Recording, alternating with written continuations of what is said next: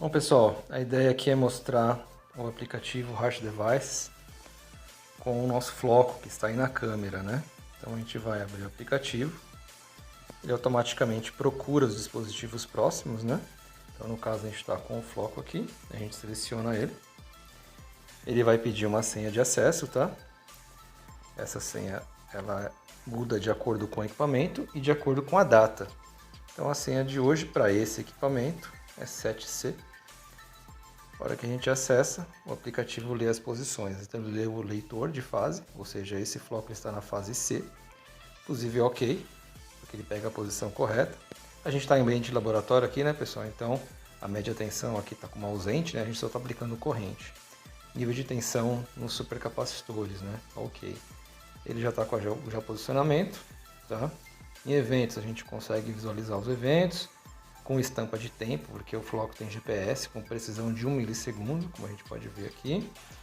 A gente pode exportar esse arquivo de eventos, né?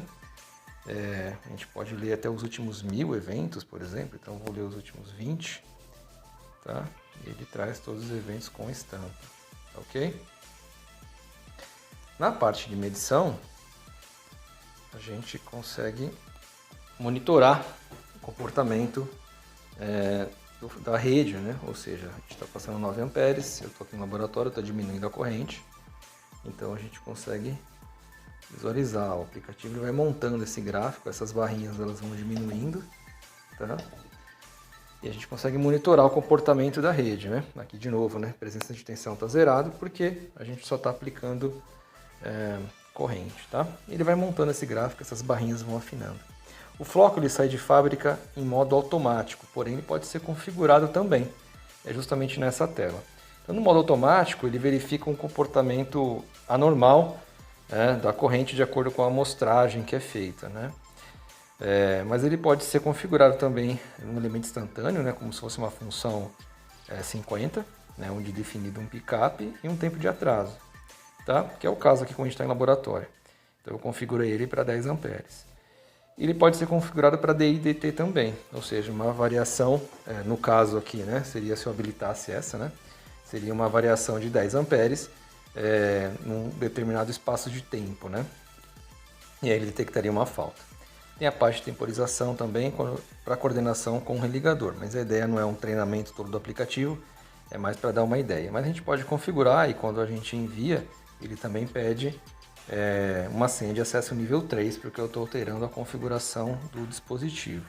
Na parte de IoT, a gente tem toda a configuração do LoRa, na verdade, né? Aqui a gente monitora, né? No caso, quando o floco está integrado no SCADA, todas as informações de pacotes enviados, né, para o sistema Arpeggio, a gente pode monitorar por aqui também, tá ok? Fazer uma verificação do link de comunicação, tá?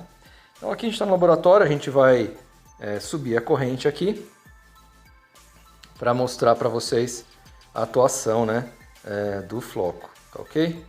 Vou abrir o gráfico aqui. Então eu estou no laboratório, eu vou subir a corrente, o floco vai atuar.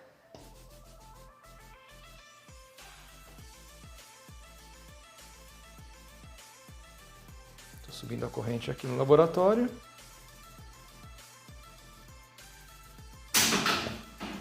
Ok? Então o elo fusível queimou, né? A gente fez a última leitura com 12 amperes aí, tá? E aí o dispositivo caiu e ele começa a sinalizar. Ele está piscando ali azul também, justamente porque eu estou comunicando, tá? Eu estou com o aplicativo aberto, como vocês estão acompanhando, então ele está piscando azul também, mas a sinalização de falta é o LED na cor vermelha ali, né? Sinalizando a falta. Tá ok? Quando o cartucho é trocado, eu vou desligar minha corrente aqui.